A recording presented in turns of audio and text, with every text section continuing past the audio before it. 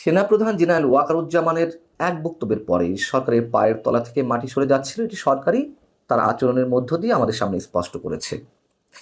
এবং জেনারেল ওয়াকারুজ্জামান কেন রাজনৈতিক বক্তব্য দিবেন এমন প্রশ্ন তুলে সরকারের মধ্য থেকে মন্ত্রী প্রতিমন্ত্রী পদমর্যাদার দায়িত্বে থেকে এবং ডক্টর মোহাম্মদ ইউনূসের যে দল, জাতীয় নাগরিক কমিটির নেতারা সহ কোনো কোনো দলের নেতারা যে যুদ্ধংদেহী মনোভাব পোষণ করছিলেন, প্রশ্ন তুলছেন যে জেনারেল ওয়াকারকে যদি রাজনীতিতে আসতে হয় তাহলে গায়ের উর্দি খুলে আসতে হবে। এমন একটা অবস্থায় অনেকের মনে প্রশ্ন যে কি হতে যাচ্ছে, কোনো চমক আসতে যাচ্ছে কিনা। হাওয়া যেহেতু প্রতিনিয়ত বদলাচ্ছে, কেউ স্পষ্ট করে বলতে পারেন না যে কি হতে যাচ্ছে। তবে এমন সব প্রশ্নের মধ্য দিয়ে আমরা সবশেষ সোমবার ক্যান্টনমেন্টে সেনাপ্রধান জেনারেল ওয়াকারুজ্জামানের সঙ্গে জামাতের শীর্ষ নেতাদের যে বৈঠক, তার মধ্য দিয়ে আমরা বলতে পারি কিছু একটা হচ্ছে, এবং এই কথা আমি সবসময় বলে আসছি। এবং সবশেষ গত 2 দিনে ঘটনা পরম্পরায় আমাদের সামনে যা উপস্থিত হচ্ছে, মনে হতেই পারে যে হাওয়া বদলাচ্ছে খুব দ্রুত। প্রথমত সেনাবাহিনীর পক্ষ থেকে সাংবাদিক সম্মেলন করে আনুষ্ঠানিকভাবে জানিয়ে দেওয়া হলো দেশের স্বাধীনতার সার্বভৌমত্বের প্রশ্নে বাংলাদেশ সেনাবাহিনী কারোর সাথে কোনো আপোষ করবে না, এবং করিডোরের ক্ষেত্রে তারা স্পষ্ট জানিয়ে দিল এটি তারা কোনোভাবেই মানবে না। আবারও জানিয়ে দিল।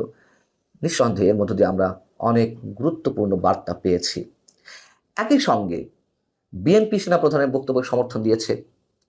বিএনপির স্থায়ী কমিটির সদস্য, খুবই গুরুত্বপূর্ণ নেতা আমির খসরু মাহমুদ চৌধুরী খুবই গুরুত্বের সঙ্গে এবং লজিক্যালি একটি মন্তব্য করেছেন। তিনি বলছেন যে 5 আগস্ট শেখ হাসিনার প্রস্থানের পর সারা দেশের মানুষ তো মুখিয়েছিলেন সেনাপ্রধানের বক্তব্যের জন্য, তাহলে এখন এই অবস্থায় এসে সেনাপ্রধান যদি গণতন্ত্রের স্বার্থে দেশকে গণতান্ত্রিক প্রক্রিয়ায় নিয়ে যাওয়ার জন্য কোনো মন্তব্য করে থাকেন, কোনো বক্তব্য দিয়ে থাকেন, তাহলে সমস্যা কোথায়?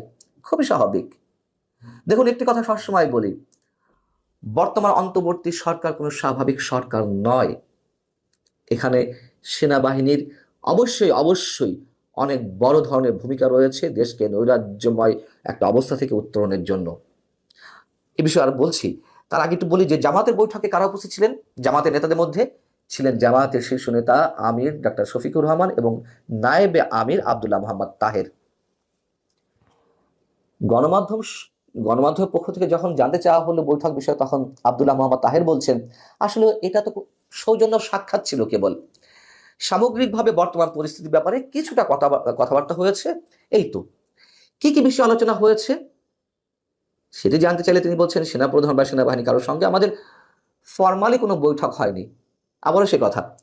এখন নির্বাচন বা রাজনৈতিক কোনো বিষয় আলোচনা হয়েছে কিনা সেই প্রশ্নের জবাবে তিনি বলছেন যতটুকু বলেছি এর বেশি কিছু বলতে পারবো না।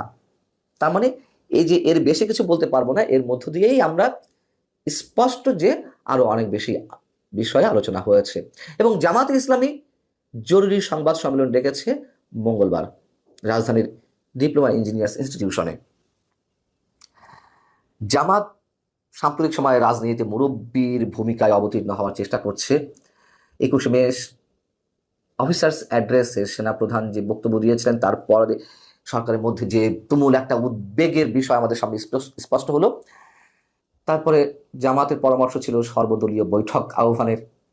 একই সঙ্গে ডক্টর মোহাম্মদ ইউনূসের দল এনসিপি, তাদের নেতারাও বললেন যে শনিবার পর্যন্ত আমাদের সময় দিন, আপনি পদত্যাগ করবেন না, আমরা সব কিছু ম্যানেজ করে ফেলছি, সব দলের একাত্মতা সমর্থন আপনার প্রতি আসবে। আমরা দেখলাম যে সেই ধরনের একটি আয়োজন করা হলো সরকারের পক্ষ থেকে। এটা একটা প্রহসনের আলোচনা। আমি নিঃসন্দেহে বলবো সরকার তার অবস্থানে আছে, শুধু রাজনৈতিক দলগুলো গিয়েছে আর আসছে, তাদের সেই পুরনো বক্তব্যগুলো দিয়ে আসছে। তো সরকার ফুরফুরে মেজাজ আছে, থাকতেই পারে।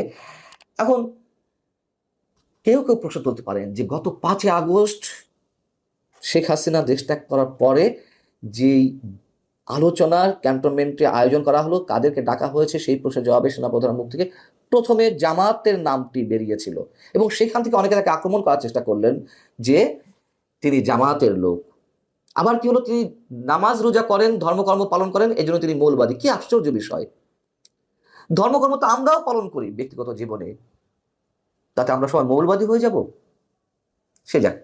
এখন আবার দেশকে অস্থিতিশীল করতে, নৈরাজ্যের দিকে নিয়ে যেতে বিশেষ কোনো কোনো পক্ষের পেইড এজেন্ট হয়ে আটলান্টিকের ওপার থেকে কয়েকজন আছেন, তারা জামায়াতের এজেন্ডা বাস্তবায়ন করছেন, বিএনপি সেনাপ্রধানের বিরুদ্ধে বিষোদ্গার করতে করতে মুখে ফেনা তুলে ফেলেছেন, আবার সেই জামাতের সঙ্গে বৈঠক। বিষয়টা কি? এত সহজে সমীকরণ মেলালে হবে না। সেনাপ্রধান ইজ অন রাইট ট্র্যাক, আমি সবসময় বলে আসছি। আবার কেউ কেউ বলেন সেনাপ্রধান শেখ হাসিনা আত্মীয়, অর্থাৎ তিনি গাদ্দারি করছেন দেশের সঙ্গে, ইত্যাদি ইত্যাদি অনেক কথা আছে। সব কথা আসলে বিবেচনায় নিয়েই আমাদের রাজনীতির এই অবস্থা। বিষয়টি হচ্ছে যে সেনাপ্রধান অবশ্যই তার ভূমিকা পালন করবেন। দেশের সাম্প্রতিক যে অবস্থা, তাতে সেনাবাহিনীকে এই বিষয়গুলো অ্যাভয়েড করার কোনো সুযোগ নেই, এটি অনেকেই বলছেন।